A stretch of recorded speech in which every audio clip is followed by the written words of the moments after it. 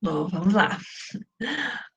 Então, boa noite, ou boa tarde, né? Boa tarde, ainda é dia. Aqui ainda é dia, no Maranhão já está quase noite. A todos e todas, sejam muito bem-vindos. E hoje a gente está retomando as atividades do nosso Observatório Democrático das Américas. Para quem não conhece ainda o projeto, ele é um projeto que existe desde 2019, com o intuito de usar todos os nossos debates e compartilhar debates e experiências acadêmicas e não acadêmicas também, em torno do tema da democracia nas Américas, então não só na América Latina, mas em diversos países do nosso continente, e compartilhar esses debates com o maior número de pessoas possíveis, porque entendemos que a questão da democracia, o desenvolvimento, a consolidação, aprofundamento da democracia é um tema latente em todo o continente, no mundo e, sobretudo, nesse momento aqui no Brasil, né? Então, a idealização do projeto nasceu muito dessa nossa preocupação em torno dos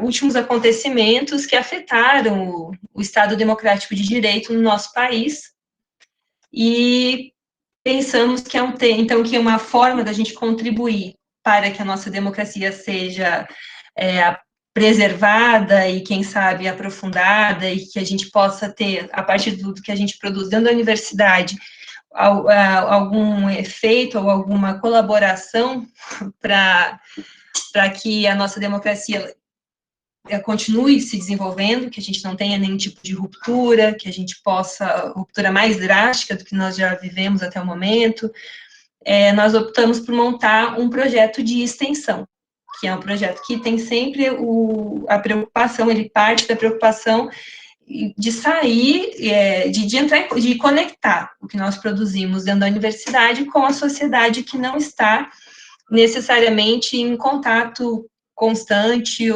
com o que se produz no ambiente acadêmico. Bom, nos últimos um ano e meio, né, as atividades se desenvolveram presenciais, foram lá, todas aconteceram no Maranhão, e agora, nossa nova situação, né, dramática situação que a gente está vivendo, nós agora vamos retomar as atividades e oficializados, isso é um dado importante, reconhecidos pela Universidade Federal do Maranhão, e provavelmente daqui para frente a gente estou tentando reconhecer o projeto também na UEMA como parte do projeto, né? A UEMA apoia, mas ela não está oficialmente registrado na universidade, né? A gente possa levar, então, mais longe os nossos anseios aí de debater e pensar projetos, propostas, experiências em torno do desenvolvimento da democracia nas Américas. Bom, a nossa convidada de hoje, então, para a nossa retomada e abertura agora oficial do projeto, é a professora, doutora Ângela Meirelles de Oliveira, que atua como professora de História da América no curso de licenciatura em História da Universidade Estadual do Oeste do Paraná, a UniOeste. A Ângela, ela é doutora pelo Programa de História Social da Universidade de São Paulo, com estágio pós-doutoral no Instituto de Altos Estudos da América Latina, que fica na França, né? Mestre em integração mestre em integração da América Latina desde 2005 e licenciado em bacharel também pela Universidade de São Paulo. Concluiu o estágio pós-doutoral na Universidade de São Paulo, recentemente, pelo Programa Nacional de Pós-Doutorado, e tem experiência, então, na área de História Política da América Latina, já tendo lecionado disciplinas como História da América e do Brasil, entre outras. Para além da descrição mais curricular que a gente costuma fazer. A Ângela também, ela é autora de um livro muito interessante, muito importante, que eu acredito que, a partir do qual ela pensa essas questões que ela vai apresentar hoje, se intitula Palavras como Bala, Imprensa e Intelectuais Antifascistas no Cone Sul, 1933 e 1939. Perdão, estava aventando aqui. É a obra que é resultado de uma excelente da sua excelente tese de doutorado, que eu, de alguma forma, participei do processo de construção desse trabalho. Nós somos contemporâneas no doutorado na Universidade de São Paulo. É um prazer ter a Ângela aqui para discutir esse tema. Eu insisti nessa relação antifascismo e democracia, porque eu acho que a gente muitas vezes acusa as pessoas que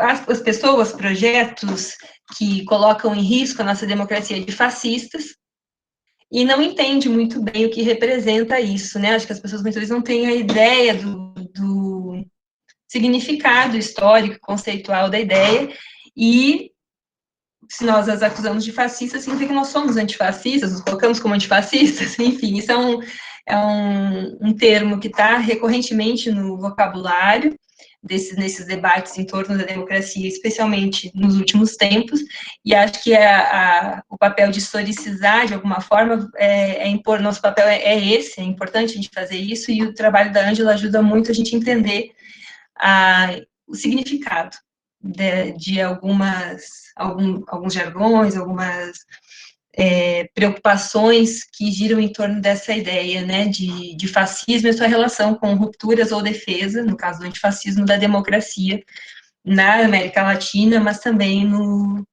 continente, no mundo como um todo.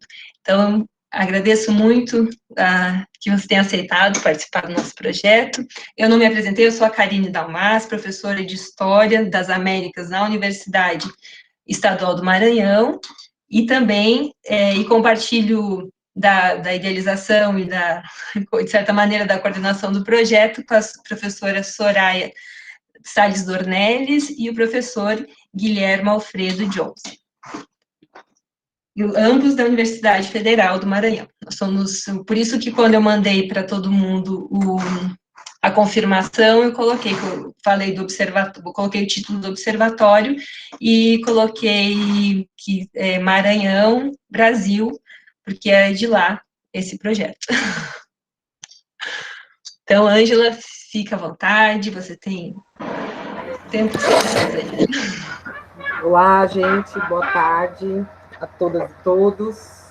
Vocês me ouvem bem? É sempre a pergunta que, né? Vocês me ouvem, vocês me veem? Agradeço muitíssimo o convite da Karine para participar desse papo com vocês, né?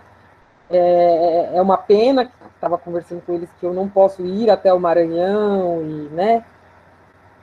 E de ver esse lugar lindo, maravilhoso, que eu já estive uma vez só em São Luís, mas adoraria ir novamente, ainda mais para conversar sobre um tema que eu gosto tanto, mas estamos aqui, né, nesse módulo remoto e tentando manter, né, os nossos diálogos intelectuais também como uma forma de resistir à barbárie, né? Isso acaba, a gente vai ver que tem né, essa ideia de resistir à barbárie é um tema que vai aparecer aqui. Então, eu agradeço muito a Karine, como ela já contou, nós somos contemporâneas no doutorado, então tem muito dedo dela na minha pesquisa, né, tem muita contribuição, muito bate-papo, muito grupo de estudo, muito chororô, muita reclamação, muito drama, temos todos o kit completo da pós-graduação, né, que a gente acha que não acontece, mas sempre acontece. Então, a gente tem né, uma história, inclusive, de fazer pesquisa de campo no Chile juntas, né, Karine? Tem altas aventuras. Então, essa pesquisa daqui, acredito que o que a gente vai conversar hoje, né, a Karine também vai poder colaborar muito no diálogo, porque nossa pesquisa sempre foi muito paralela, né, muito interligada. Então, para começar, ela me passou esse desafio, né, de colocar o tema da democracia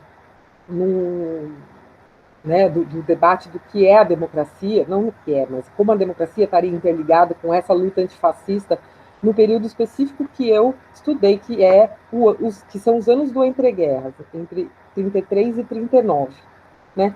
Então, eu vou compartilhar um slide que eu fiz, espero que não fique muito pesado, vou apresentar agora, para a gente tentar estruturar um pouco o que seria esse antifascismo, né? Quais seriam digamos, algumas etapas diferentes da luta antifascista no mundo, né? E aí eu vou tentar desenvolver a reflexão específica no período do qual eu estudei, né? Dos anos no entreguerras, mas que a gente vai conseguir fazer alguns desdobramentos a respeito de hoje, né? Vamos lá, a tela inteira.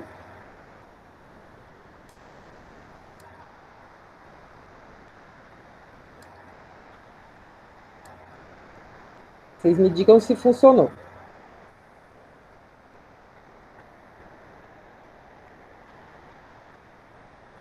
Ainda não, né? Não, apareceu. Pelo menos Apareceu? para mim apareceu.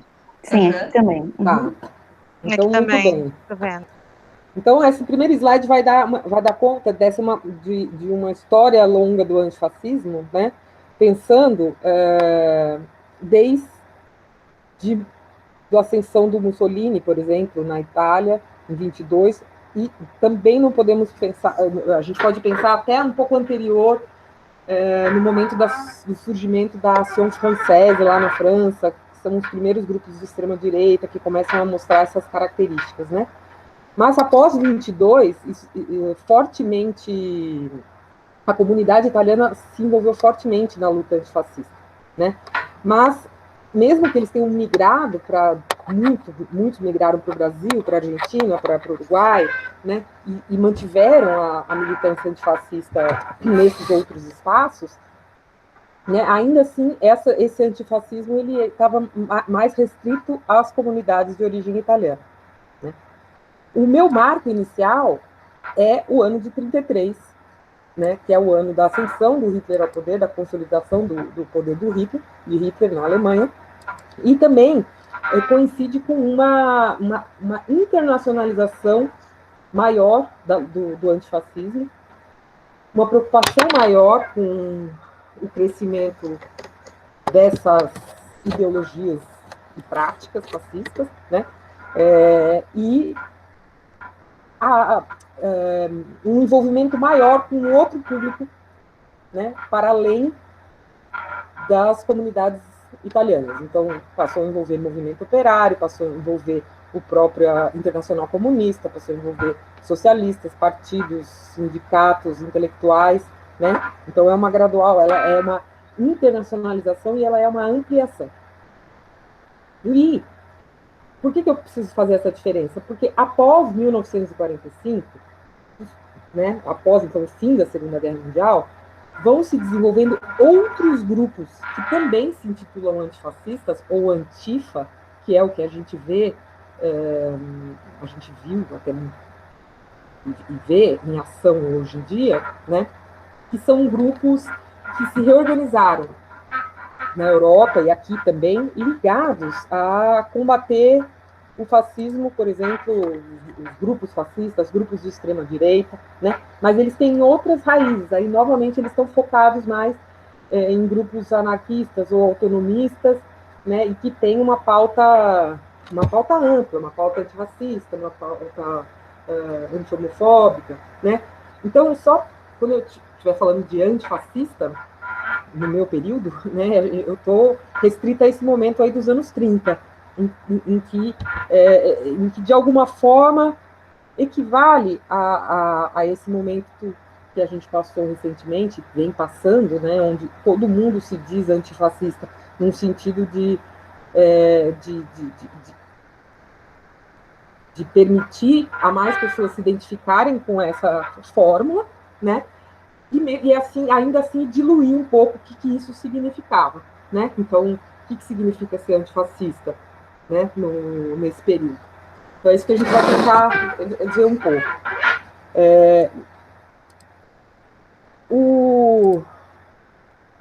para a gente entender antifascismo, né, de maneira geral, tem que ligar, né, está ligada à interpretação do que é o fascismo, né, o debate historiográfico sobre o que é o fascismo, que é um debate gigante, quilométrico, sem fim.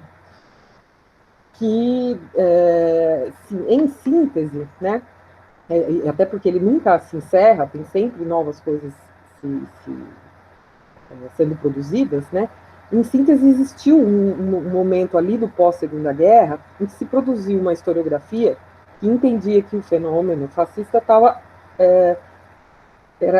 tinha acontecido exclusivamente na Alemanha.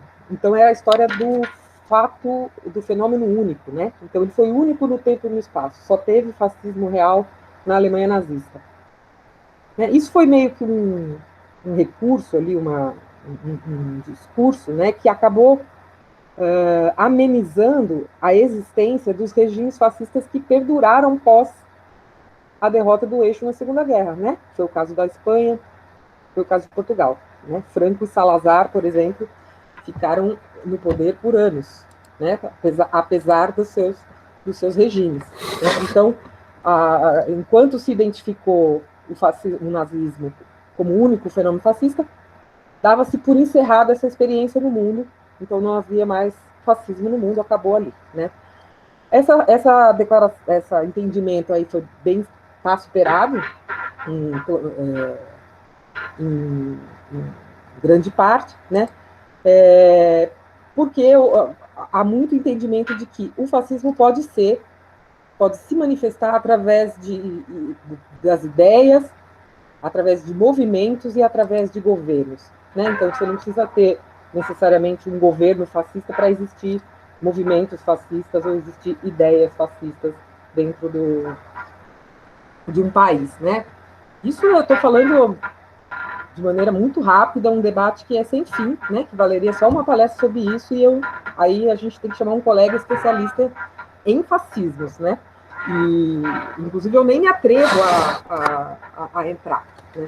Mas isso é para a gente ter uma ideia por que é importante. Porque para existir antifascismo, tem que ter um entendimento do que é fascismo. Né? Então, é bem legal a gente saber isso para poder entender no passado e agora.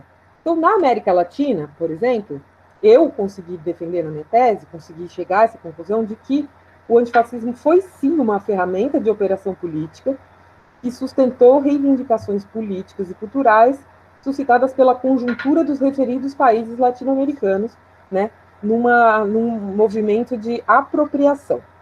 Isso, de maneira nenhuma, é negativo, né, é uma maneira positiva de entender que o antifascismo latino-americano ele fez todo sentido dentro da conjuntura política daqueles países, naquele momento, para aquelas pessoas. Porque tenderia a se... Né, a gente vai chegar aqui daqui a pouco.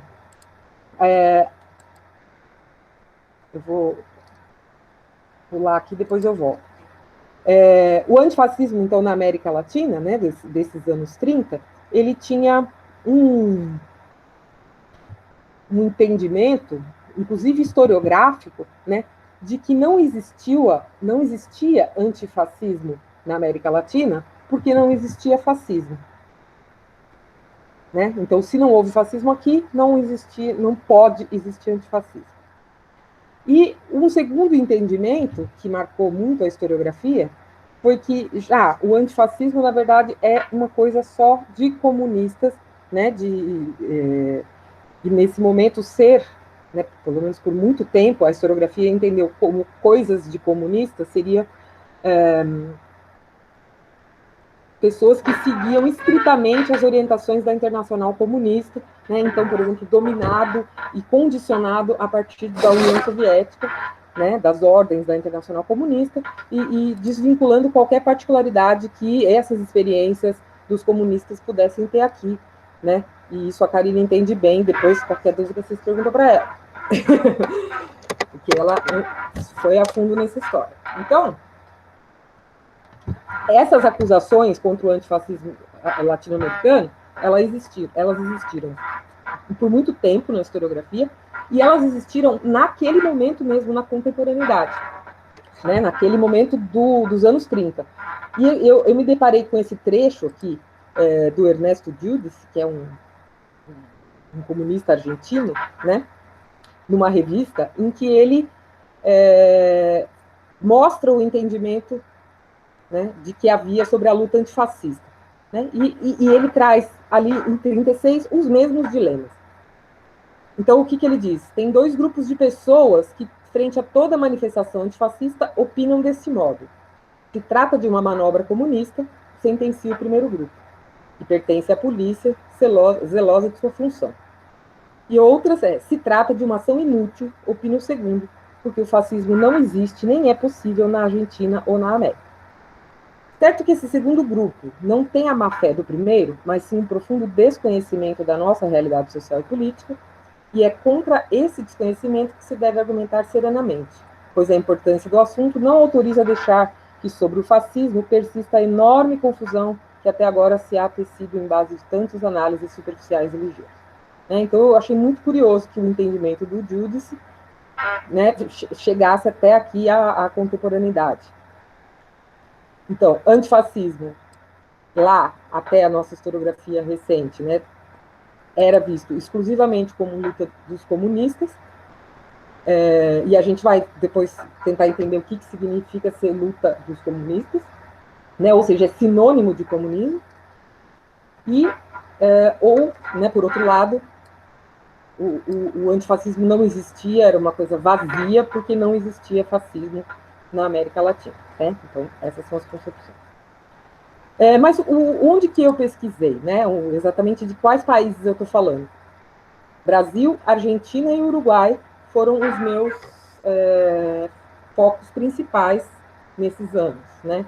Eu chamo de Cone Sul, mas o meu Cone Sul está faltando uns pedaços. Então, até porque ele não é uma região muito bem delimitada. Né? Então, o Chile, ele estava inicialmente na minha pesquisa, que estava gigante, e ela se cruzava com a pesquisa da própria Karine. Então, até o final da redação, eu não me aprofundei nas questões do Chile. No Paraguai, eu também estou em dívida até hoje, até porque agora eu sou vizinha do Paraguai, eu ainda não fui investigar, mas eu sei que muito do antifascismo nesse período se deu no exílio na Argentina, né, em geral, em Buenos Aires, né, e o diálogo desses países com a França e depois com os Estados Unidos, né, então como é que essas ideias, esse antifascismo que saiu da Itália, se internacionalizou a partir dos intelectuais franceses e das mobilizações francesas, né, chegou e foi apropriado pelos antifascistas daqui. Tá bom? Só para não deixar passar batido, né, a minha perspectiva metodológica parte, então, de que essas experiências, o antifascismo é uma experiência transnacional, né, então ela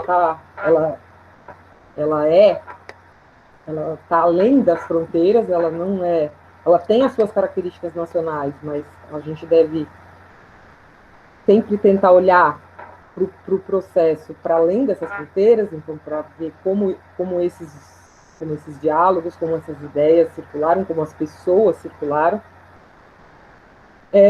Mas isso daí tem relação direta com como a gente entende a América Latina, né, em relação à Europa. Aí vocês todos, professores de História das Américas, né, que interessam pelo tema, né, sabem que essa é uma questão bem relevante para a história, para a perspectiva do estudo da história do continente, que é não olhar para a América como uma cópia, né, como uma cópia borrada, uma cópia mal feita, uma cópia incompleta, né, ou uma pura e simples adoção de ideias sem critério a partir da Europa. Então, sempre as relações América Latina e Europa, e também América Latina e Estados Unidos, elas estão aí nesse debate, né?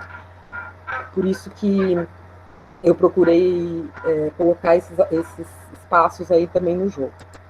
E para a gente entender, então, como que isso se deu na América Latina, é importante não olhar para a Europa como um polo determinante e a América Latina como um polo subordinado, né? Como uma receptora de ideias, mas assim também como uma produtora de sentidos né, no caso aí, sobre o que foi o antifascismo, o que foi a luta antifascista. E eu coloquei aqui um trechinho da Patrícia Funes, que ela explica bem, eu gosto da maneira com que ela explica a ideia de transnacionalidade, que é porque que ela exemplifica com a ideia de colocar em diálogos mais as ideias do que as fronteiras. Então, nesse caso, o antifascismo como um fenômeno regional, um fenômeno global praticamente nesse período, né, ele valeria mais a pena estudar essa transnacionalidade do que focado apenas no Brasil, apenas no Uruguai ou apenas na Argentina. Tudo bem, gente? Até aqui? Então... Tudo. Ângela, só um pouquinho, tá falhando um pouco. Muito? Eu não sei, acho que...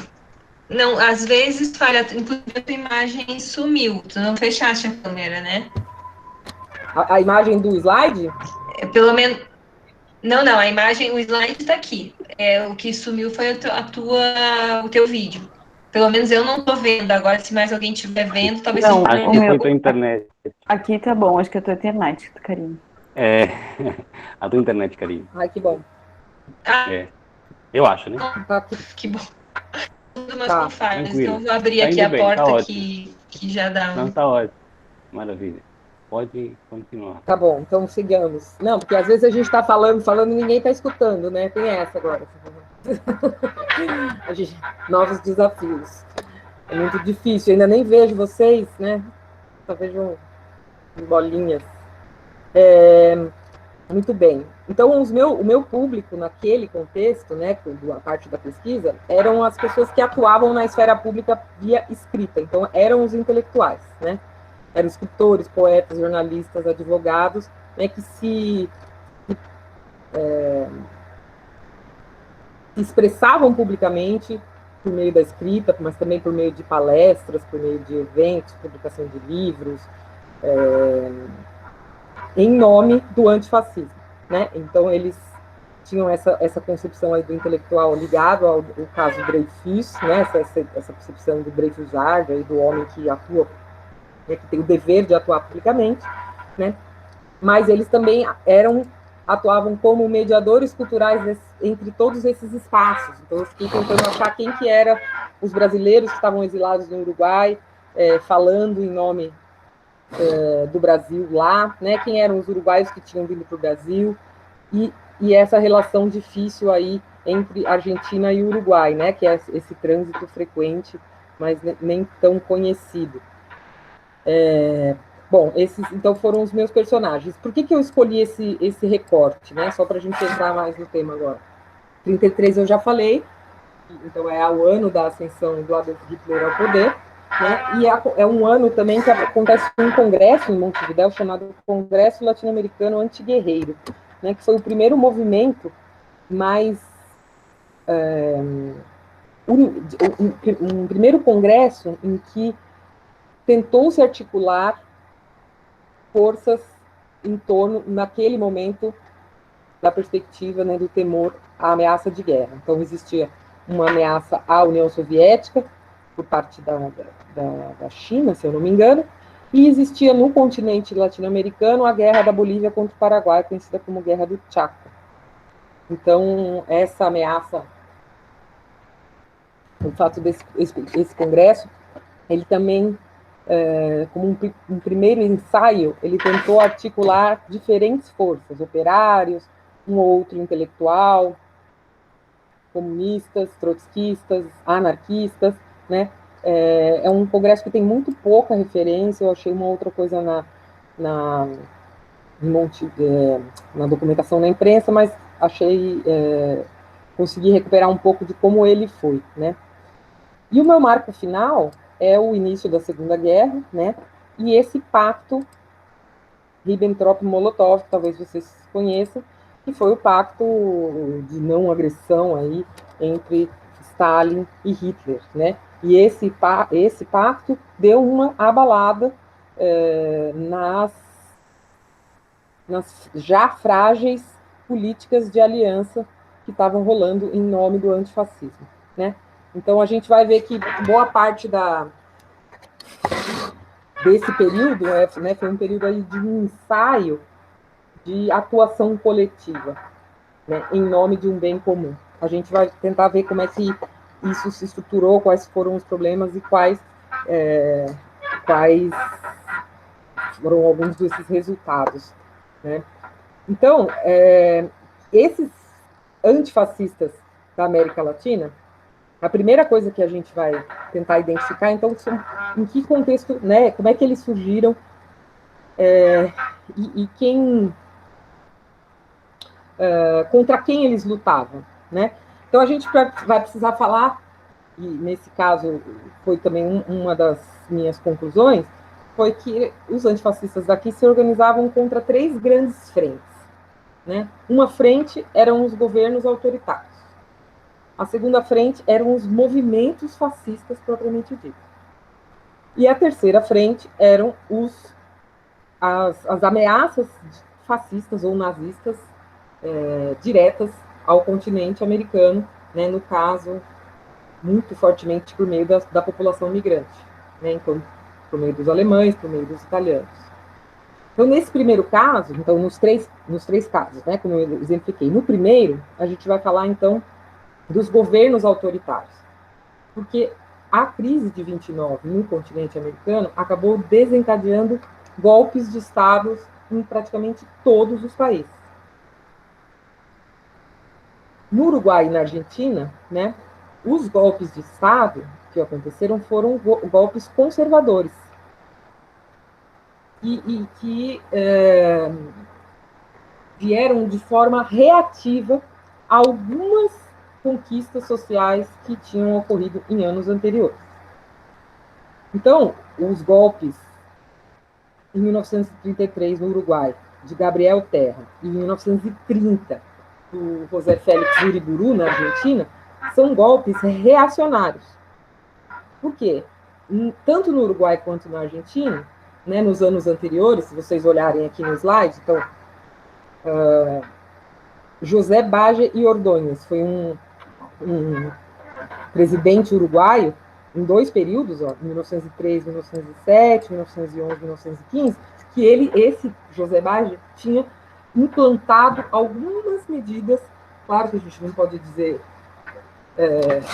nem de longe eram socialistas ou nada parecido, mas eram medidas democráticas, em algum sentido, né? Então, ampliar voto, direito ao divórcio, uma porção de medidas, um período muito interessante da história uruguaia, e medidas que foram aprovadas e consolidadas, mas muito precocemente, né? Olha, bem no começo do século XX. E na Argentina, então, o Hipólito Yrigoyen, que é um político do Partido Radical, da União Cívica Radical, também havia conseguido implantar algumas transformações em direção a amenizar as demandas operárias, né, a questão da participação popular. Então, esses 2 golpes, eles vieram como reação a essas medidas mais democratizantes, né? E depois a gente vai pensar que democratizantes eram, mas, né, precocemente elas representaram mudanças. Se a gente for comparar com o Brasil, por exemplo, o Brasil estava na Primeira República nesse momento, né? Completamente poder oligárquico, né? Então, quando o Gabriel Terra e o Uriburu dão um golpe, né, eles voltam a tentar revalorizar aquele liberalismo oligárquico mais tradicional, mais fechado, e a retomada desses laços econômicos com a Inglaterra. Aí a pergunta que fica para a gente mas e o Terra e o Uriburu eram fascistas? Para poder os antifascistas lutarem contra ele? Né? Então, essa é a pergunta, assim, poxa, mas Bolsonaro é fascista? Poxa, mas tal pessoa é fascista? A gente fica quebrando a cabeça, né? E falando, mas o que é ser fascista, não é ser fascista? Então, a gente vai, no meu caso aqui, eu pude ter esse conforto de olhar para a historiografia de alguma forma, né? Que já tinha muita gente pensando sobre isso. É diferente do pensar o agora, né? Eu tenho problemas sérios de fazer análise de conjuntura, porque eu sou muito ruim. Então, eu vou ali para a história, esse ponto, ela tem ali, né, um conjunto, mais as fontes, e de qualquer forma, o que a historiografia traz do Terra, né? O Gabriel Terra era foi esse golpista, mas que ele, propriamente, ele não quis transformar o regime que ele instaurou, a ditadura do Gabriel Terra, num sistema de partido único, com representação partidária ou bipartidária, não fez grandes mobilizações populares, né? Então, em geral, não entendem o governo do Gabriel Terra como um regime fascista. Porém, dentro do regime do Terra, existiam muitos simpáticos pelo fascismo italiano e pelo falangismo espanhol. Né? Tanto é que, acho que, se não me engano, o Uruguai foi o primeiro país a reconhecer o governo de Burgos, né? Durante a Guerra de Espanha, o Uruguai estava muito confortável com o levante dos antirrepublicanos lá, né? Mas então é isso. Não é possível caracterizar o Gabriel Terra como um fascista, porém ele tinha muitos simpatizantes do fascismo, ele mesmo podia ser um simpatizante dessas ideias. Ele atuou violentamente, ele reprimiu, ele prendeu jovens, prendeu jornalistas, né? Ele tem mortos no cárcere, então ele agiu como uma ditadura, mas ele foi uma ditadura, ele rompeu, ele foi eleito normalmente, depois ele deu um golpe, credo, daquela que até se bate na madeira, né? E aí, com essa operação, né, ele levou a cabo essa ditadura dele até 38, a gente vai ver, e em 38 ele passa numa eleição democrática, numa eleição legal, ele passa o governo por um sucessor. E é muito interessante, porque a historiografia do Uruguai lida com a possibilidade de que a névoa que existe sobre esse período na história do Uruguai possibilitou muitas outras névoas em relação à história da ditadura, por exemplo, dos anos 70. Né? Inclusive, chegaram a usar até dita branda, né? Essa ideia de uma ditadura mais flexível sobre essa experiência do Gabriel Terra. Né? Porque ela não foi tão assim, não foi fascista, não foi assim tão repressiva, tal, mas ela teve uma atuação muito forte na quebra na regularidade política e na repressão a sindicatos, movimentos operários, jornalistas e etc. No caso da Argentina, e eu preciso falar que eu fico sempre nervosa de falar da história argentina para um argentino, né? O professor Guilherme está aí, né? Daquela fala, nossa. No caso da Argentina, foi também um golpe de Estado, bem nos anos 30, pelo general José Félix Uriburu, né? E aí sim, também um Estado, um golpe. No caso do Uriburu, ele era muito mais próximo do fascismo. Né? Ele tinha um projeto de Estado corporativo, um projeto nacionalista muito inspirado pelo fascismo italiano. O problema é que ele não teve respaldo da sociedade minimamente, né? Ele foi muito impopular. E aí esse projeto do Uriburu não se concretizou. E quem o substituiu foi um político chamado Agustín Justo, né, que eles foram, então, levando uma forma de democracia que é conhecida na Argentina como democracia fraudulenta. Então, eles foram levando 2 ou 3 episódios de eleição, né, ou seja, quase 10 anos, 15 anos aí de fraude nas eleições. Ou eles impugnavam o candidato, ou eles, né, tinham problema com os votos. Então, essa experiência do Justo, definitivamente, ele não era um fascista, mas ele tinha, então, práticas, em alguns momentos, de reprimir os partidos operários, de reprimir os jornalistas e opositores. Né? Então, a gente está tentando caracterizar o que seria esse autoritarismo do governo no período. Vocês estão me ouvindo, gente? Vocês estão tudo com as carinhas paradinhas? Estamos ouvindo. Tá? Ah, tá bom, Soraya. Que às Estamos vezes, ouvindo, sim. às Tranquilo. vezes para o vídeo e eu fico com medo que eu tenha caído. Agora, o Brasil, minha gente, piora muito, né? Porque o Vargas, ao contrário do Terra e do Uriburu, que eles deram um golpe nos anos 30 claramente reativo, o Vargas não dá um golpe reativo. O Vargas dá um golpe, com todas as aspas, a princípio, modernizador, certo? Que era para destruir as estruturas da sociedade oligárquica da Primeira República. Então, isso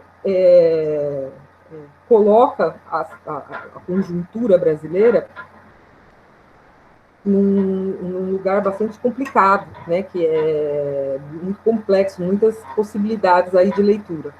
Mas, de alguma forma, né, o princípio do governo Vargas, ou da era Vargas, ele foi um rompimento com as estruturas da República Velha, né, que era um ensaio aí até 1934, até a primeira Constituição, um ensaio de transformação democrática de alguma forma, né? Porque você inclui direito a voto.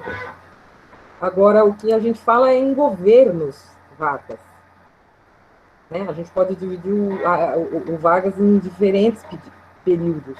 É isso que dá aflição, porque o Vargas tem o Vargas de 30, que deu o golpe, tem o Vargas até 34, enquanto não havia Constituição, tem o Vargas de 35, quando houve os movimentos militares chamados, né, de intentona comunista, é um nome que a gente não usa mais, mas né, esses movimentos militares, que transformou Vargas que o governo dele ocasionou uma violenta repressão. Depois tem o golpe do Estado Novo, né, que dura de 37 a 45. A gente poderia fazer vários outros recortes. Né? Por exemplo, 42, quando o Brasil entra do lado dos aliados na guerra. Então, são muitos Vargas que a gente percebe. Então, a primeira faceta dos antifascistas aqui era lutar contra esse governo autoritário. Né? E o Vargas, a gente sabe que ele foi, né, após 1935 e após 37, né, a repressão foi bárbara. Né? Então, as medidas foram bárbaras, né, a perseguição foi bárbara. Então, todas esses antifascistas aí brasileiros, eles tiveram que se espalhar, né? E eles, curiosamente, emigraram. Eles se exilaram no Uruguai e na Argentina, né? Encontraram ali abrigo lá. O segunda faceta, então, né, após os governos autoritários, a segunda frente de luta, vamos supor, era diretamente contra os movimentos de orientação fascista. Né? Então, aí fica mais claro de ver. Na Argentina tem um monte, né? Então eu coloquei aqui umas indicações de bibliografia, depois eu posso passar o slide para a Karine, para passar para quem quiser. Né? A Legião Cívica Argentina, tem vários, né? União Nacional do Uruguai, Ação Revisionista do Uruguai, né? E no Brasil, a mais conhecida, que é a Ação Integralista Brasileira. E aqui a gente retoma um episódio, aí sim, de confronto específico, né? Confronto direto dos antifascistas com a Ação Integralista Brasileira, que é o fenômeno que vocês já devem ter ouvido falar, que foi chamado Batalha da Praça da Sé, ainda em 32, 33, 34, nossa, eu dei um branco agora. Que foi um confronto que saiu mortes, né, entre os antifascistas, mas não era um grupo chamado Frente Única Antifascista, formado por trotskistas e alguns membros da Juventude Comunista, e eles entraram em confronto com um desfile da Ação Integralista Brasileira e estavam armados, teve tiro, então morreu um policial, morreu um integralista, morreu a juventude, morreram alguns antifascistas. Né? Então, essas batalhas diretas, eles faziam muito manifestação e contra-manifestação. né? Então, mesmo que eram intelectuais, eles ia ter uma marcha estava marcada uma marcha integralista em tal lugar, eles iam lá para fazer a contramarcha, né? Então, era uma ação mais direta. Mas os fascistas também faziam isso, invadiam os jornais, invadiam os centros de estudo, né? Invadiam os clubes, os sindicatos, aí quebravam tudo, saía briga, saía morte, né? Então, era uma atuação mais corpo a corpo com esses grupos. E a terceira faceta, então, seria o combate a essa relação maior, né? Aí no caso dos governos, do governo alemão, muito específico, ficou muito focada na ação do governo alemão em relação aos migrantes alemães que estavam no Brasil, na Argentina, no Chile e no Uruguai. Então existia essa tensão, porque o governo alemão mandava material do governo para os imigrantes daqui. Então, eles estavam recebendo uma propaganda nazista, recebendo material nazista, com essa ameaça desse perigo interno, né? Então, a gente sabe que em diversos momentos essas colônias de imigrantes foram vistas como... Eles usavam até essa palavra cisto, né? Que é essa coisa, uma doença no meio de um coletivo, né? Então, eles eram cistos nazistas perigosos que precisavam ser combatidos, né? Isso foi ganhando em escala. Nesse primeiro momento, Vargas não estava muito preocupado, não. Ele só vai ficar mais preocupado quando ele toma uma posição em direção aos aliados na guerra e fica, né, mais... essas questões aí tensionam. Mas isso aqui é só para vocês verem um exemplo. Isso daqui é uma revista...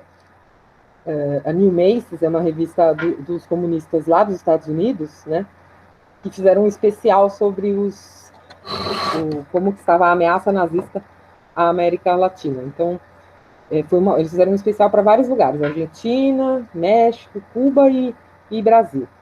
E o Brasil era chamado, aqui percebam, de o cavalo de Troia dos nazistas. E olha o desenho. Se vocês olharem o desenho de perto, gente, eu vou até aproximar, porque vale a pena. Opa. Nós estamos, para variar, com um chapéuzinho mexicano, né? Aquela clássica representação do desconhecimento. Olha como nós estamos. Dá para ver? Que nós... Fantástico. Somos zapatistas. Isso, né? Eles já sabiam, né? Nada mudou. Então, nós éramos o cavalo de Troia. Então, eles estavam infiltrando nazistas aqui, né? Ou ideias nazistas aqui, para, de repente, estarmos... os Estados Unidos serem surpreendidos, né? Pelo nazismo nas suas vizinhanças. Percebam também o cavalinho, né? Que tem um bigodinho, franjinha, mas tudo bem. Foi muito divertida essa revista aqui. Agora, como que a gente chega, então, de onde que vem esse clima, né? E eu acho que é aí que a gente chega mais no onde vocês queriam que eu chegasse, que é essa ideia da democracia, né? Então, frente a todos esses temas, surgiu uma estratégia conhecida como estratégia da Frente Popular, ou estratégias frentistas. E a ideia de uma frente, não da frente única, mas da frente popular, seria uma ideia de unidade de forças contra o fascismo. Então, isso marcou fortemente o antifascismo nesse período. E é por isso que eu coloquei como recorte 39 e como um ponto principal a história do pacto. Porque o pacto de não agressão entre Stalin e Hitler, né, desmobilizou um monte de gente que não queria mais se unir aos comunistas né, com raízes soviéticas. A gente sabe que depois isso aconteceu, porque durante a Segunda Guerra, né, estava lá o Churchill, o Stalin, todo mundo tendo que conversar, né? Mas entre as pessoas, isso foi visto como uma grande traição. Mas aí eu estou falando disso antes. né? Então, num momento em que esse gesto de unidade, ele mobilizou, né, procurou mobilizar mais gente. Então, a parte da historiografia entende que essa ação veio das esquerdas francesas, que tiveram que fazer também um embate com a ação francesa, que é o grupo fascista de lá. Um episódio em 34, em fevereiro de 34, em que essa extrema-direita fascista organizada atacou a Assembleia, se não me engano, e as pessoas tiveram que se mobilizar. E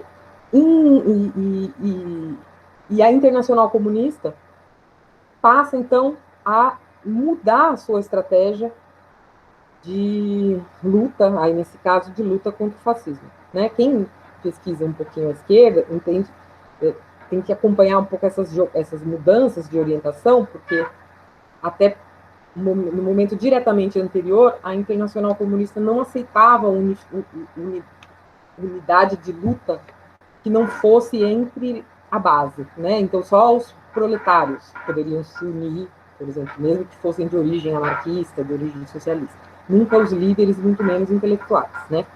Então, quando a Internacional Comunista começa a aceitar essa proposta e referenda essa proposta de Frente Popular, mas aí em julho de 35, né?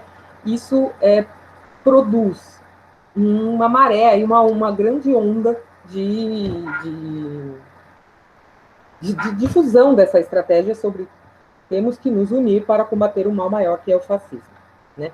Por isso que até hoje a gente está falando em frente popular. Continuamos falando em frente popular. E aí a gente entende uma parte dessas brigas, dessas disputas, o que é a frente popular?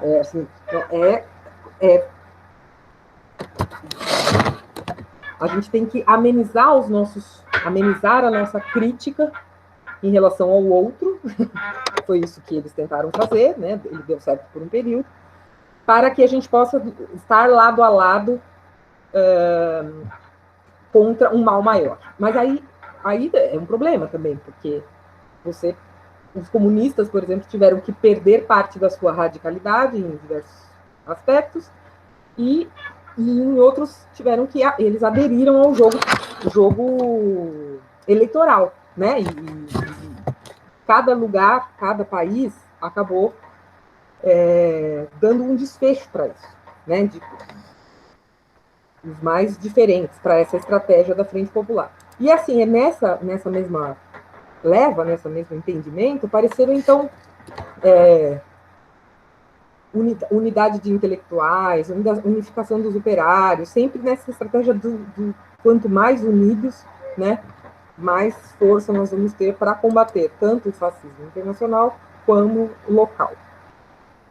No Uruguai, por exemplo, não foi possível formar uma frente popular, e aí a transição da ditadura do Terra, como eu disse, né, para o cunhado dele, chamava Alfredo Baldomir, foi sem intercorrências, houve uma eleição e a ditadura do Terra acabou sem grandes traumas, vamos dizer, né? Na Argentina, houve a formação de uma frente popular e com a candidatura desse Marcelo Alvear, né? Mas ela, como eu já disse para vocês, eles estavam no momento das fraudes eleitorais e ele foi derrotado em 37. Quem foi eleito foi esse Roberto Ortiz, que era, né, da situação aí. E no Brasil, que é o nosso outro drama da historiografia, porque não basta estudar o Vargas, a gente tem que estudar esses movimentos de 35, né? Então a gente estava aí nesse clima de concorrer eleitoralmente, unificação das lutas, união de forças contra o fascismo, e o desfecho da Frente Popular Brasileira, que é a Aliança Nacional Libertadora. A gente nunca vê a Aliança Nacional Libertadora como Frente Popular, né? Porque a gente acabou focando só numa dos focos que eles têm, que é a história da ação militar. Mas a Aliança Nacional Libertadora teve uma frente cultural, né? Uma frente política, não apenas os militares. Mas o que foi, então? O que aconteceu, né? Aconteceu que, no final, em novembro de 1935, alguns integrantes, né, quer dizer, foi uma longa história com mais detalhes, mas alguns integrantes, principalmente herdeiros do tenentismo dos anos 20, né, pretendiam aí fazer uma revolução a partir da tomada de alguns quartéis, então acho que foi Natal, Recife e Rio de Janeiro, mas foi uma coisa muito focada, né, teve o apoio de alguns homens e mulheres da Internacional Comunista, como é o caso da Olga Benário, que todo mundo conhece, e aí foram reprimidos barbaramente, e a partir dessa repressão desmontou toda a estratégia de Frente Popular no Brasil, porque foi todo mundo preso, ou teve que fugir, ou se esconder. Então foi preso, assim, prefeito do Rio de Janeiro, educadores, jornalistas, mulheres, homens, qualquer um, né, foi... Então é esse paradoxo, né, de que a Frente Popular Brasileira tenha durado muito pouco tempo, não tenha... não só foi derrotada, como tomou uma decisão de ação totalmente diferente do que se esperava, né? Porque tomou uma ação via insurrecional. E aí, a gente tem que lembrar que nesse momento não tem só os comunistas, né? A gente tem muitos outros atores. Nós temos socialistas, nós temos muitos liberais na Aliança Nacional Libertadora, né? Que são pessoas que estavam, assim, quase positivistas, né? Assim, definitivamente não eram todos comunistas, né? Então, só que aí acabaram todos sendo presos como comunistas, né? Agora, como o fascismo, né, e aí a repressão, o autoritarismo, ele era visto como uma ameaça à democracia liberal, porque o fascismo abominava a democracia liberal, assim como abomina, né? Então, eleição é uma barbárie. Essas contradições que a gente vê meio hoje, né? Tipo, todo o poder emana do povo, viva a ditadura militar. Né? Então, quase que essa confusão de você achar que como eu diria,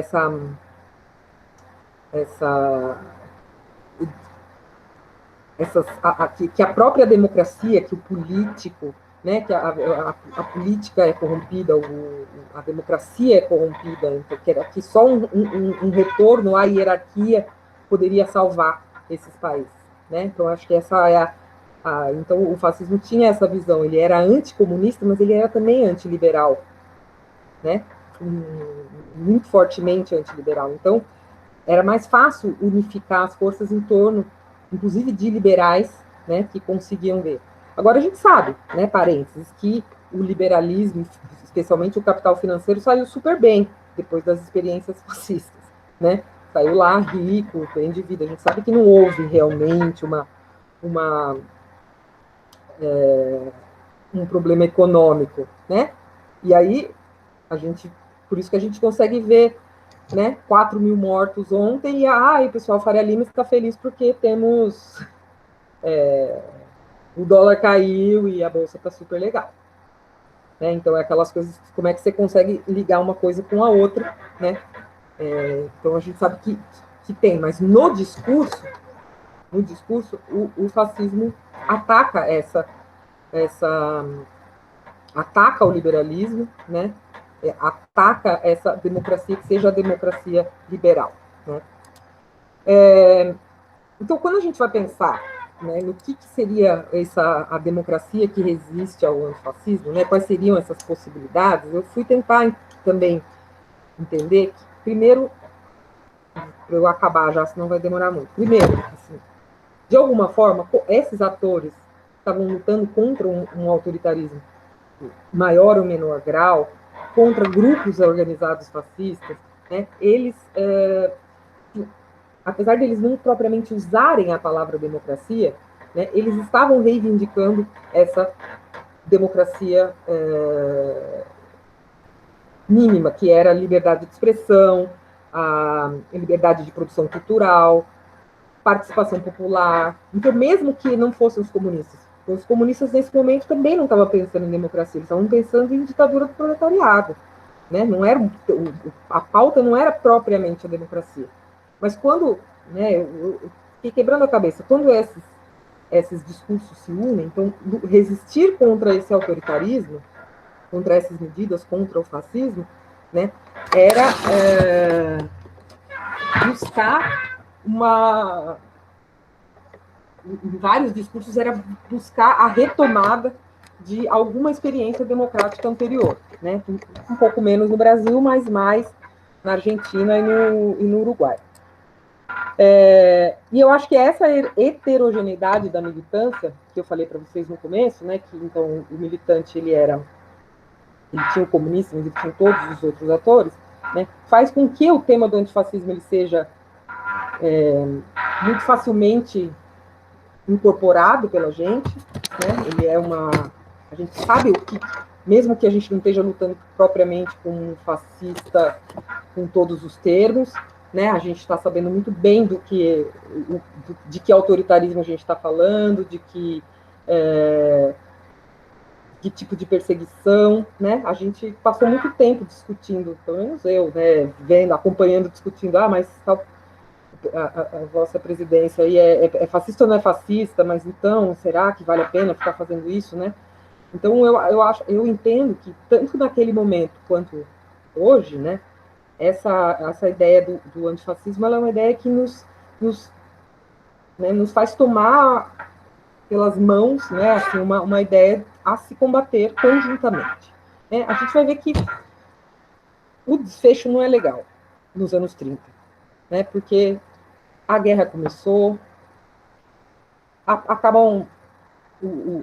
os países da América Latina acabam se afastando um pouco da Europa por conta da derrota da guerra da Espanha e do início da Segunda Guerra, e eles se aproximam um pouco dos Estados Unidos, que vem com uma outra matriz, vou fazer matriz entre aspas, né, mas entre outro discurso sobre democracia. Então começa a falar de democracia, sim, em 39, mas aí muito por conta do Roosevelt, por conta das ações da política de boa vizinhança e tal. E aí o início da guerra coloca toda essa luta em outra escala, né? Coloca a luta antifascista que muito nesse momento, pelo menos aqui na América Latina, e com exceção da Espanha, né? Muito no debate, na produção textual, na imprensa, ela é colocada aí diretamente para o campo de batalha, né? E aí a gente já entra num outro momento. Então, onde eu consigo entender quais, né? Por exemplo, aqui, todos os movimentos que se formaram nesse momento em torno da unidade da atuação, né? Movimento Amsterdã Pleyel, Comitê de Vigilância de Intelectuais Antifascistas, Frente Única Antifascista, Liga de Defesa da Cultura Popular, foram todos grupos, né, que, por meio da unidade, tentavam lutar para a retomada, né, para combater esse autoritarismo e para a retomada da democracia. Então, eu acho que eu consigo ver esse link, né, nessa experiência que a gente está sempre buscando alcançar aí, que é de unidade da luta para combater um mal maior, né? Que quando a gente está falando de antifascismo hoje, eu acho que a gente sabe exatamente do que a gente está falando, né? Contra quem a gente está falando, né? Mas eu acho que para a nossa prática é uma democracia que a gente vai ter que reinventar, né? Reinventar, e essa daqui eu espero que seja o projeto mesmo em si. Eu acho que é uma iniciativa muito semelhante ao que a Liga da Defesa de Cultura Popular fazia, de fazer bate-papos em espaços públicos, né? Pena que a gente não está lá no cinema do Maranhão, né? Mas de fazer bate-papos e conversas e envolvendo a comunidade e debatendo sobre isso cada vez mais, né? Eu espero que isso caminhe nesse sentido. Eu já falei demais, falei quase uma hora, totalmente errado. Falei que ia falar 40 minutos. Eu até pulei uns pedaços aqui, porque é muito papo. Agradeço, Peço desculpas aí por ter me alongado. A Karine devia ter subido o papelzinho falando que está faltando 5 minutos. E é isso. A gente pode ver se alguém quer fazer alguma pergunta. Obrigada. Nossa, Ângelo, nós que agradecemos, foi muito importante essa sua fala, muito boa, muito consistente, como sempre, por sinal, né? A gente que só tem a agradecer a sua disponibilidade e aceitar esse desafio, porque eu sabia que essa questão, essa relação, a gente até conversou sobre isso, ela é difícil, ela não é direta, as pessoas ultimamente esperam, né, essas relações diretas e ignoram a construção no tempo, né, das questões, das situações, dos conceitos, enfim, que você precisa ter um olhar mais a partir da experiência, das experiências, e não precisa conhecer essas experiências. E foi fantástico. Eu entendi muitas coisas que eu não tinha entendido sobre esses movimentos antifascistas, muitos, porque eu estudei isso a partir dos comunistas, que é um outro olhar, assim, o que representou para o movimento comunista na América Latina, e particularmente em 2 casos, né? E agora eu gostei muito, eu queria ressaltar essa como você conseguiu fechar, porque eu fiquei ansiosa, como é que ela vai articular isso dentro dessa discussão em relação com o presente, que é tão difícil. E é essa ideia de se unir contra, ou se unir, ou esse impulso de se unir contra um projeto autoritário, um projeto com algumas características que significam a ruptura ou de um sistema político, ou de um estado de bem-estar social, enfim, seja lá o que... Esse é o conteúdo, digamos assim, democrático que está por trás, né, ainda que não explícito, do superar as diferenças e se unir e tentar construir, a partir da crítica, do embate, da ação direta, algum tipo de resistência e, quem sabe, de mudança, né? Se possível, se possível. Então, assim, a gente está, acho que no momento que esses exemplos históricos estão bem amarrados e tão distantes no tempo já, né? Eles se tornam muito atuais, porque aquela ideia de uma ameaça, eu acho que todo mundo aqui está compartilhando isso, né? A ameaça não é só o corona, às vezes o corona ele fica sendo a ameaça mais fácil de compreender, no sentido, quem acredita, né, que é possível compreendê-la a partir da ciência. A ciência trabalhou muito nesse último ano e a gente consegue entender, e quem entende tenta e pode, fica em casa, usa mais, pronto, você resolve essa ideia, essa percepção. Agora, as outras ameaças que nós sabemos que estão aí, elas estão muito confusas, como a gente estava falando, né? Você falou, esse nosso inimigo, o mercado está muito bem, obrigada, ele não está insatisfeito, mas a gente critica a política econômica do Guedes, e a gente vê o judiciário o tempo todo em embates, mas nunca tomando uma posição digna, né? A gente vendo um ministro do STF tranquilamente liberando culto em igrejas, enfim, a gente fica muito sem saber como é que esse inimigo age, quem que está realmente do nosso lado, se é possível montar enfim. Então, observar essas tensões e a construção dessas relações no movimento contra um governo, determinados modelos de governo, enfim, e de autoritarismos, que são tão diferentes entre si, mas levam a iniciativas similares de formação de frentes, né? Desde a década de 30, eu acho que é uma forma da gente pensar que há alguns processos que a história pode nos ajudar. Aí fui ler aqui achando que você estava perguntando para mim, Soraya, e era no... Desculpe. Não, imagina, eu olhei assim, ai, que eu tenho que... eu perdi um pouco aqui o fio. Mas, enfim, eu acho que a gente consegue historicizar um pouco, que era o principal objetivo dessa fala, pelo menos para mim. A minha busca era historicizar um pouco essa iniciativa de se formar frentes, de se pensar coletivamente contra essas ameaças, e no caso, a gente está falando da ameaça à democracia, que talvez seja a mais tranquila delas ultimamente, porque o negócio está tão sério que eu já nem sei mais qual é a pior ameaça. Enfim, muito obrigada. E acho que eu vou falar o que a Soraya escreveu. As perguntas podem ser feitas pelo chat, que a gente lê, mas também podem ser feitas oralmente, né? Eu não tenho uma pergunta específica para fazer, eu queria fazer esse comentário.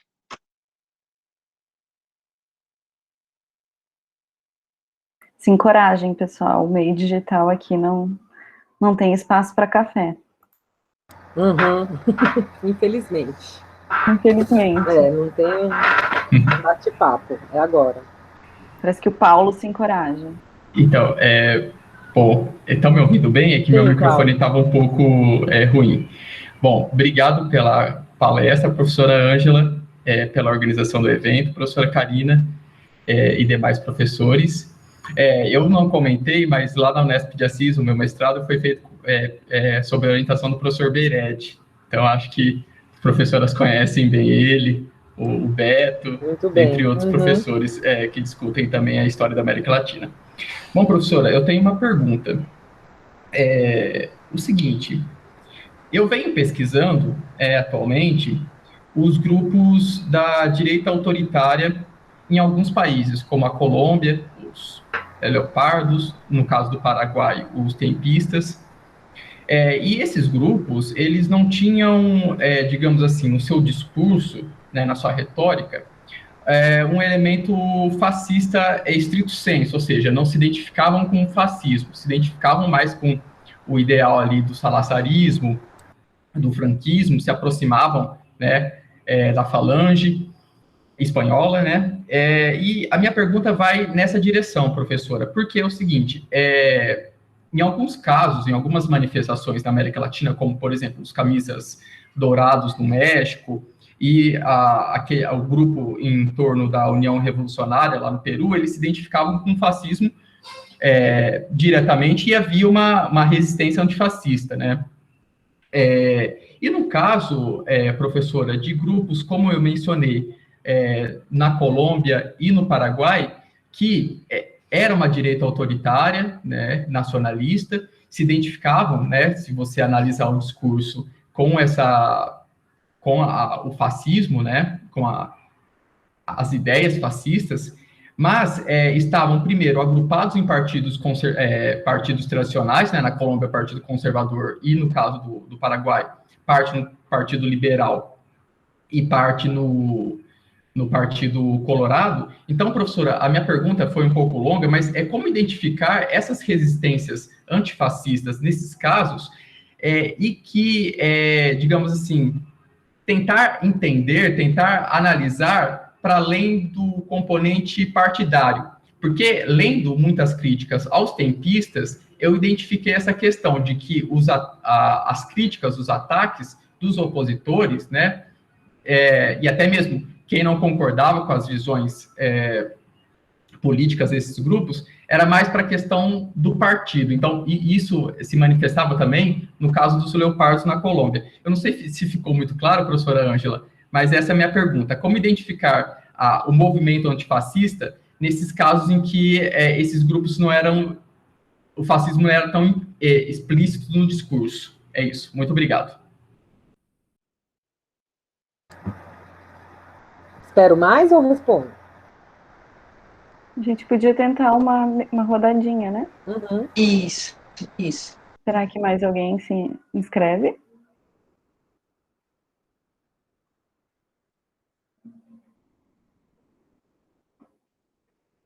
Se ninguém tomar coragem, eu posso fazer uma questão, enquanto vão tomando coragem. Eu gostei muito também da apresentação da professora Ângela, muito interessante. Eu gosto muito também dessa forma de análise, digamos, comparativa entre os países, né? Conservando uma certa sincronia. que eu acho muito interessante, né, para a gente poder compreender os processos dinâmicos, né, e como que se apresenta em cada um dos países, né. Eu gosto muito dessa abordagem e eu acho que ela permite com que a gente consiga compreender também, né, para além das particularidades, também compreender aquilo que une, digamos, né, a geopolítica em determinados momentos históricos e que orienta, por assim dizer, umas ondas, né, que fluem, né, em determinados momentos e que acabam se instalando, né.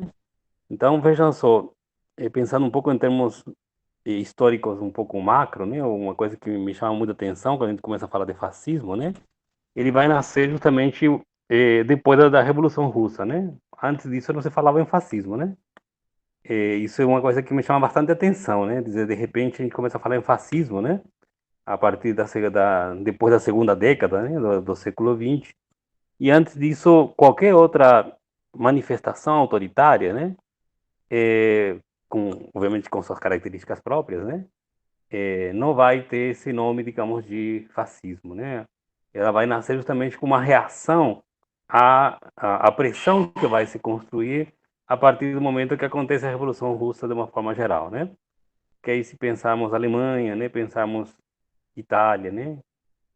Espanha, né? Nesses momentos históricos também a gente vai ver que há uma sincronia também de uma série de elementos que vão permitir pensar um pouco nesse sentido, né? Então, mesma coisa e aí, digamos, para mim, uma das questões que geralmente me chama a atenção quando a gente fala da América Latina, né?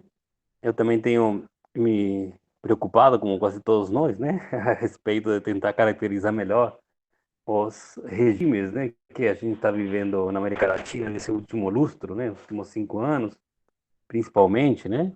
Que a gente tem vivido uma ofensiva significativa, né, dos países hegemônicos na América Latina de conjunto, tenho tentado justamente pensar um pouco nesse sentido, né? Naquele momento que o histórico que você estava analisando, né, na década de 30, né, principalmente, digamos, havia um certo balanceamento, né, por assim dizer, né, uma disputa entre o eixo e os aliados, né?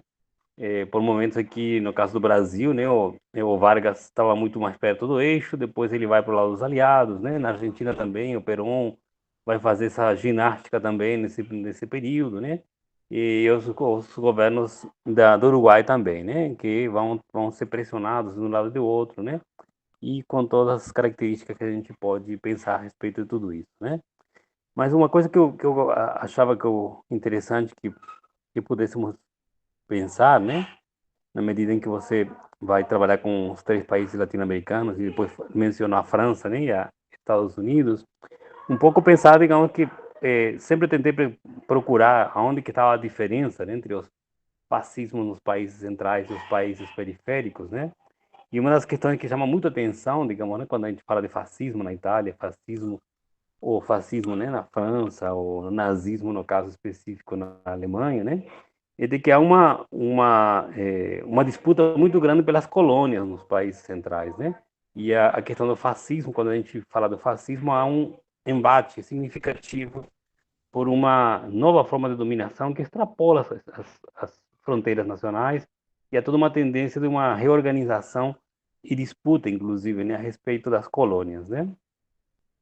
E nesse caso, digamos, nos países periféricos, obviamente que isso não existe, né? E aí há, digamos, desse meu ponto de vista, né, um diferencial muito forte, né, para pensar justamente essa tentativa de caracterizar, né, fascismos lá e cá, né, e não que isso, digamos, exclua aquilo que você colocou anteriormente, de que não precisamos ter fascismos, né, para que existam antifascistas, né, que eu concordo bastante com essa leitura que também não conhecia, né. Eu achei bem interessante isso, né? Mas, ao mesmo tempo, eu gostaria de que a gente possa comentar um pouco, né? Essa questão especificamente, né? Dessa diferenciação, né, entre os fascismos nos países centrais e os fascismos, né? Nos países periféricos, que eu acho uma temática muito interessante, entre tantas outras que a gente poderia levantar nesse momento, né? Obrigado.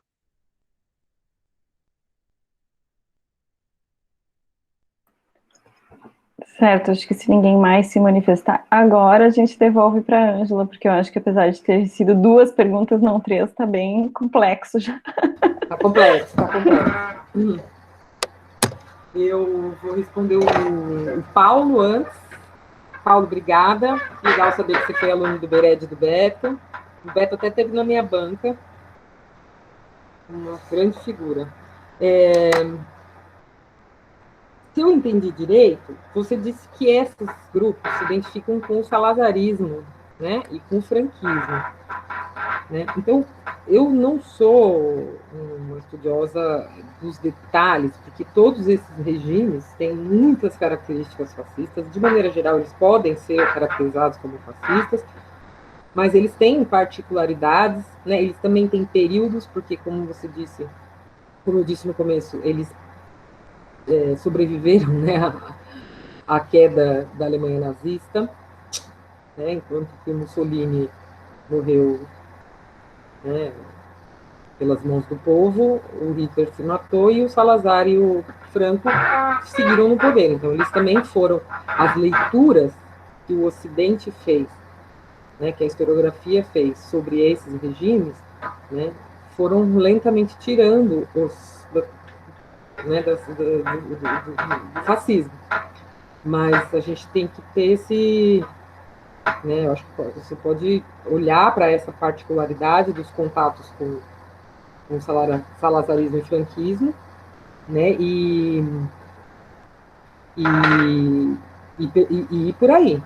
Agora, como identificar os antifascistas? Né, primeiro, se eles se chamam assim, né, eles se intitulam assim, é uma boa dica, né? E depois você vai entender contra qual fascismo eles estão lutando, o que eles entendem como fascismo. No meu caso, eles viam como medidas fascistas, por exemplo, ataques à cultura,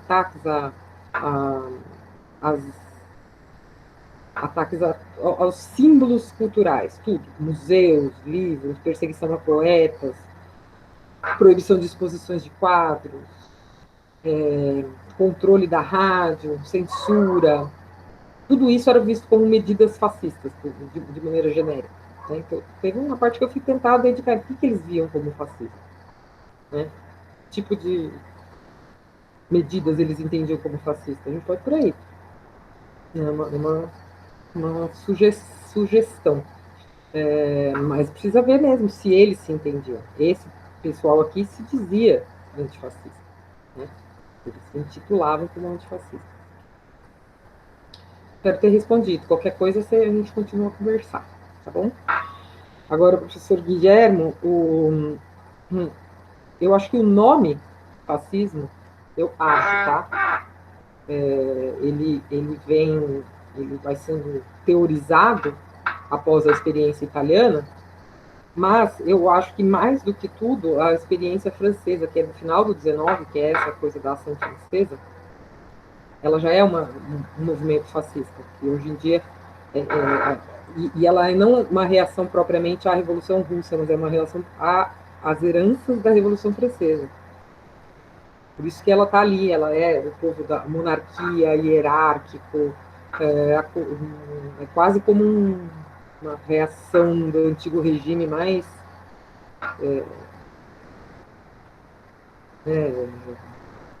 reacionária mesmo a esses, então seria o antiliberalismo, super religiosos, né? Então, a ação francesa tem esse antecedente aí, ela deixou muitas marcas no pensamento conservador.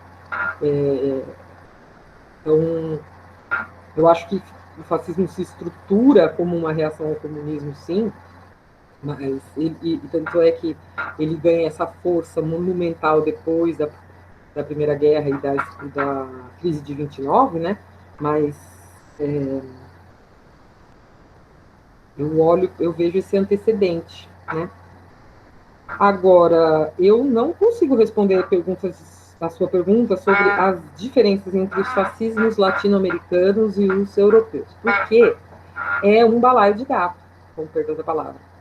Eu acho que um professor daqui do Paraná até que se dedicou a isso é o Fábio Bertonha, que ele foi estudar fascismo em todos os lugares, no Canadá, nos Estados Unidos, né, em lugares insólitos, e ele, então, ou também, né, as pesquisas sobre o integralismo no Brasil, né, que conseguia lidar, ter um braço negro, então como é que era o racismo do fascismo latino-americano, né, uma loucura. Tudo, cada um tem uma especificidade, né, mas é que o que eu tentei dizer também é que a gente não lida com um fascismo verdadeiro, né? O europeu, um fascismo autêntico, e os nossos que seriam mais ou menos, porque olha, imagina, o fascismo brasileiro até conseguia lidar com a diversidade racial, tal, portanto, nem era um fascismo autêntico, né? Eu acho que falha o nosso interesse como historiadores, né, é olhar essa particularidade. Então, só que como eu disse para vocês, eu não fui a fundo, sabe, nessas manifestações. Nem na Argentina, nem no Uruguai. Então, eu vou ficar devendo essa resposta para você. Não sei. Ângela, bom, professora Ângela, né? Ah, imagina, Ângela, por favor. Então, entre o formal e o informal do online. Mas só para me meter no debate, já que eu estou podendo da palavra aqui, também me fiquei pensando muito assim, já que você tem toda essa experiência fantástica de pesquisa, né? E você, o que você acredita que esse contexto que você estudou, né, poderia nos ajudar a entender esse processo que a gente vive de formação de frentes, embora a gente não tenha aparece mais nas redes sociais a ideia, né, de um antifascismo, né, isso tem aparecido nas redes sociais, que é uma coisa que não existia naquele momento. Mas você acredita que existem similaridades nesse movimento de formação de frentes? Porque não me parece que a gente tem alguma coisa aproximada com frente popular, e claro que o evento da pandemia, ela é um véu, né, bem complexo da gente entender, porque eu acho que tinha uma mobilização muito indicativa nesse sentido pré-eleições de 2018, né? Eu acho que essa linguagem, esses conceitos estavam na pauta do dia, e aí a gente tem a pandemia que nos tira das ruas, nos tira das formas tradicionais de luta. Eu não sei se a pergunta é mais assim, né? Como que você está refletindo o presente? Fico curiosa de saber que alguém que está pensando o antifascismo há bastante tempo e conhece a trajetória das formações, das frentes, como é que é para você tentar entender, né, o que isso tem trazido para a tua perspectiva para o presente? Pergunta muito complicada, muito, porque eu falei para vocês assim, que eu sou péssima de análise de conjuntura. Então o pessoal fala assim, como é que você vê isso hoje? Eu falo assim, gente, que desespero, porque eu olho, né? Então eu fico pensando, eu falei, olha, à frente, por natureza, as pessoas vão ter que abrir mão de coisas, né? E abrir mão da sua radicalidade. Então, só que eu acho que essa coisa do neoliberalismo no meio, né, dessa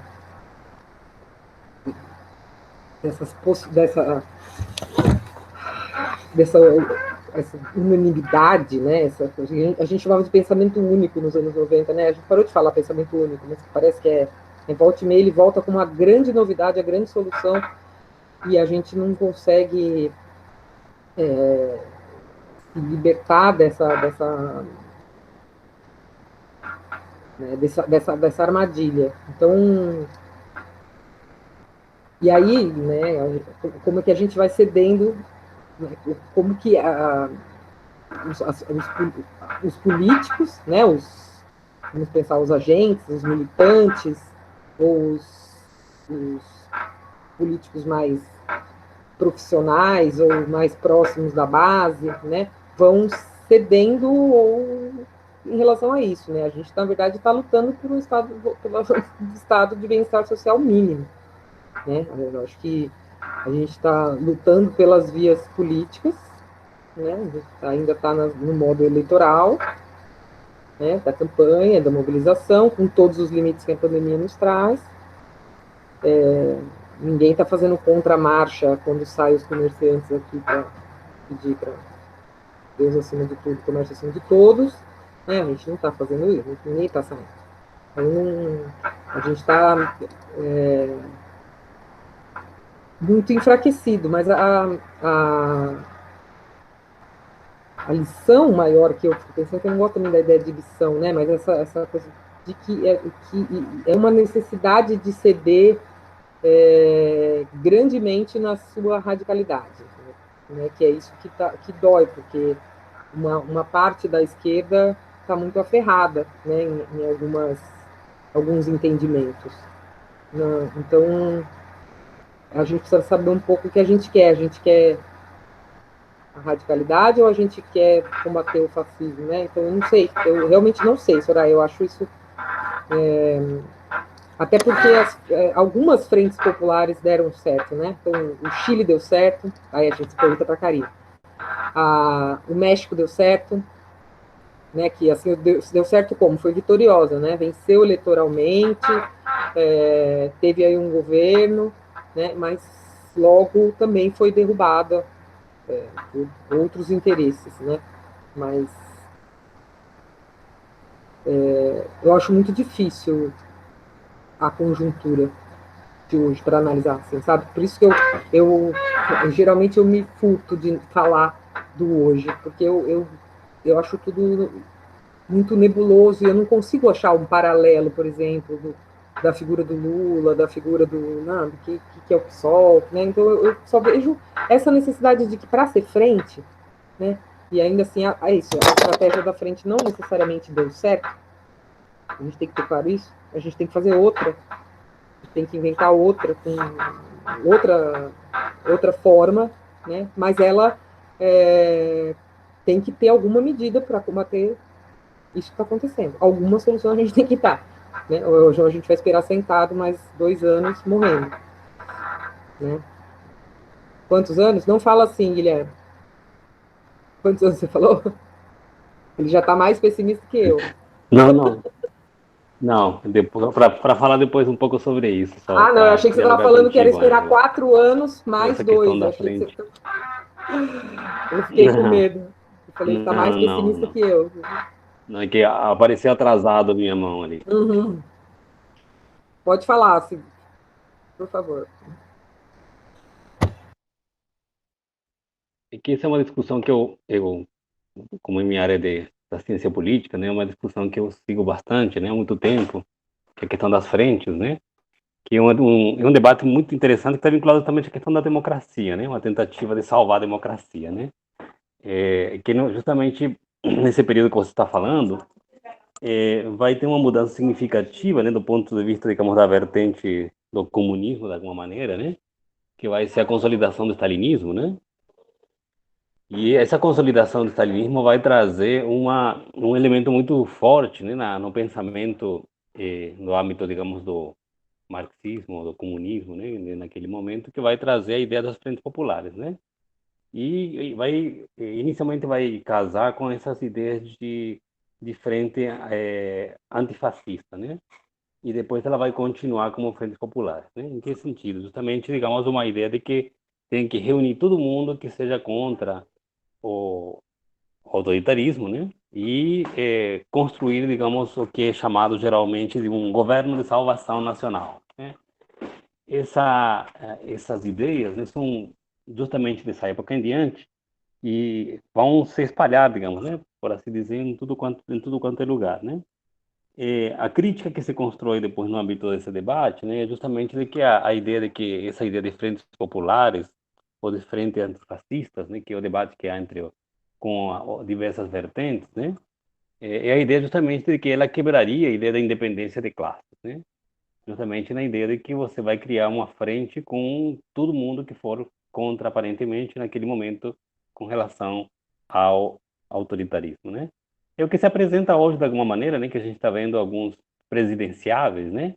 Com uma história bastante interessante, por assim dizer, né? Ironicamente, que de repente se colocam, digamos, como candidatos para poder ser alternativos, né, a esse presidente que está aí, né?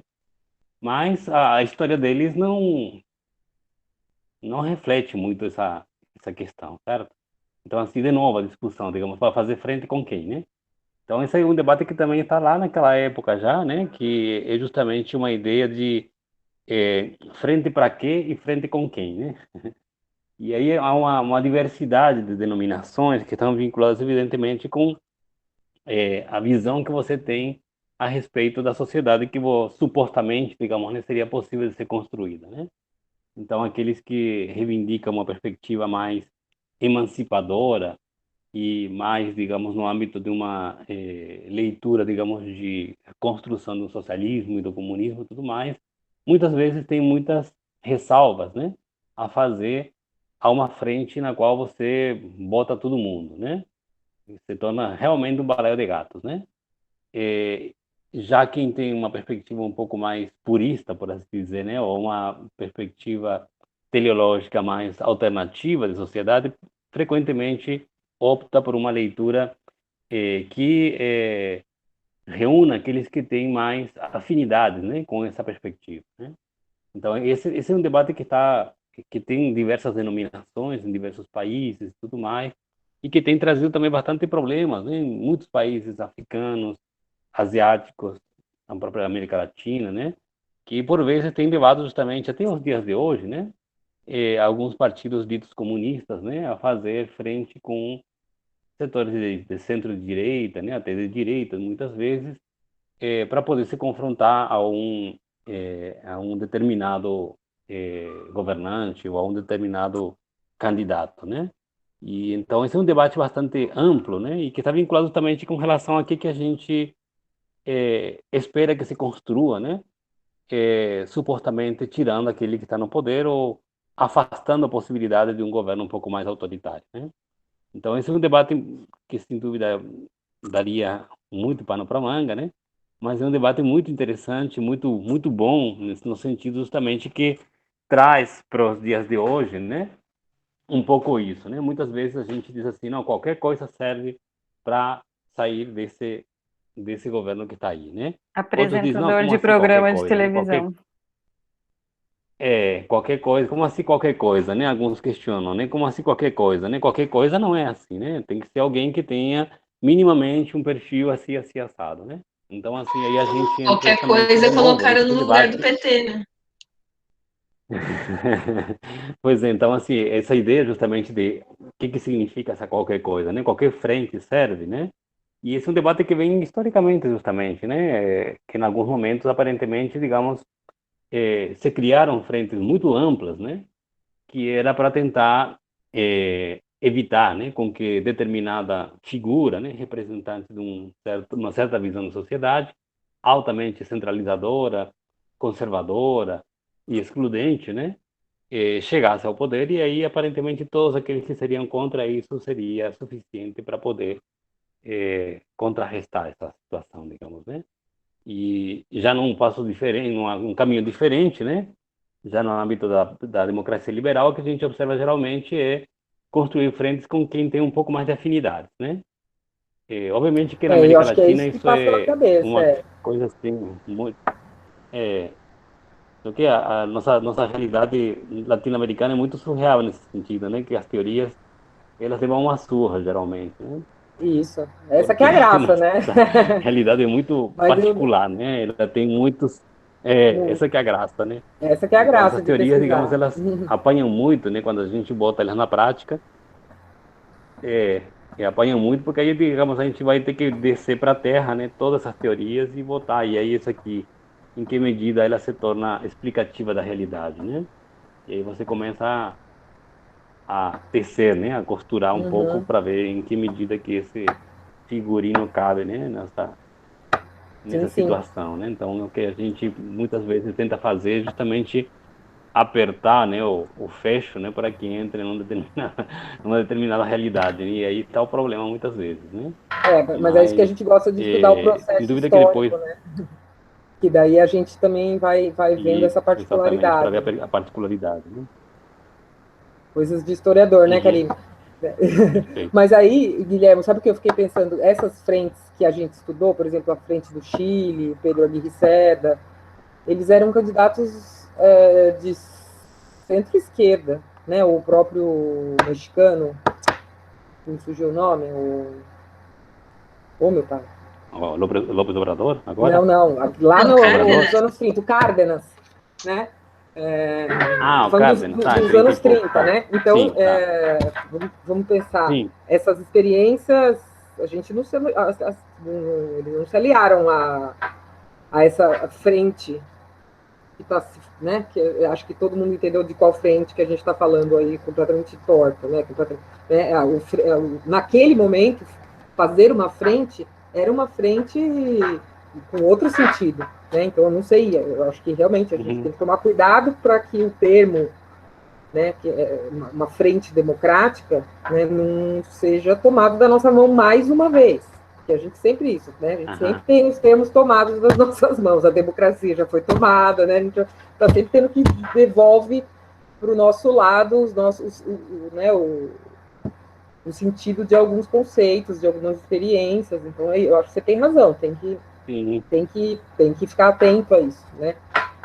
Até porque o peso político das alianças, assim, ele vai ser mais custoso à esquerda do que à direita, muito me parece, né? Quando a direita faz as alianças malucas, isso meio que é rapidamente esquecido ou não é tão abatido quanto imagine o PSOL fazer uma aliança agora com o PT. Seria um escândalo, seria uma coisa que não seria perdoada, né?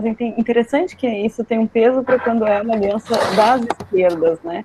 Mas, claro, gente, a conversa, eu vou fazer esse papel horroroso de dar um ponto aqui, porque a conversa se estenderia longamente, mas eu sei que a gente já botou 2h30 aqui do tempo da professora Ângela, sei que o tempo da internet é menor, a gente é mais cansativo, né, mas muito, muito proveitoso. Eu vou passar a palavra para a professora Ângela, se ela quiser, já que eu fechei assim bruscamente, eu vou dar um oi para a Violeta, especial, que está nos dando sua... Oi, Violeta! Seu oi.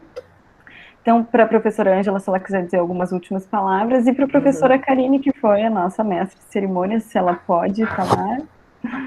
Agradecer a todas e todos pela presença, lembrar que quem, por um acaso, não colocou seu nome completo no chat, por favor, faça isso para garantir a sua presença certificada.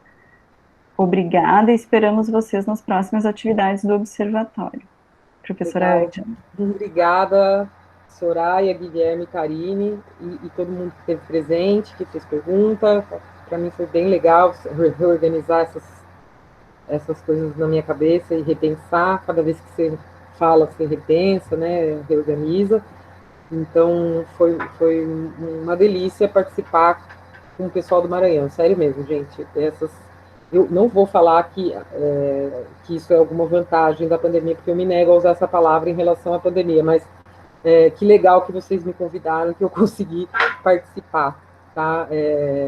A Karine está sem microfone, olha lá, o Paulo, pode me escrever, depois se você quiser eu te passo meu e-mail, até vou pôr aqui se alguém quiser, para te perguntar alguma coisa. E agradeço muito, muito mesmo, aí desejo bons augúrios para o Observatório Democrático das Américas e que em breve vocês possam estar fazendo uma conferência no centro de São Luís, um monte de gente, como é que fala? Aglomerada, naquela praia maravilhosa, né? E aí eu vou. E daí agora eu vou cobrar a versão presencial, porque não é justo. Não é justo, porque eu não fui para São Luís. Uma mancada, gente. Eu estou aqui muito longe do mar. Obrigada, viu? Gente, desculpa, eu saí e voltei. Meu microfone parou de funcionar. Acho que as meninas vieram aqui e começou até o computador fica enlouquecido. Ângela, muito... Mamãe tá falando. Gente, muito obrigada, Ângela. Tomara que a gente consiga... Eu não sei se eu perdi algum, porque eu caí e voltei durante a tua fala. Não sei se a gente se tão rápido a gente vai conseguir voltar a ponto de poder se reunir, mas quando isso for possível, né? A gente organiza, eu tenho, e acho que o Guilherme e a Soraya compartilham comigo o desejo de que o nosso projeto ele cresça, que ele vire, quem sabe, futuramente um evento, e se tudo der certo, presencial, e que a gente possa levar esses temas, esses debates para frente, né? Muito obrigada, foi muito interessante a apresentação, o debate, e obrigada também a todos os presentes por prestigiarem, e daqui a pouco a gente vai ter mais atividades do nosso observatório que nos ajudem a pensar e a resistir, né? Porque acho que agora a gente está num momento que é o que nos resta. Sim. Obrigada. Obrigada, Karine. Então, boa noite a vocês. Obrigado a todos. E até a próxima. Manda um beijo para as crianças aí, Karine. Boa noite.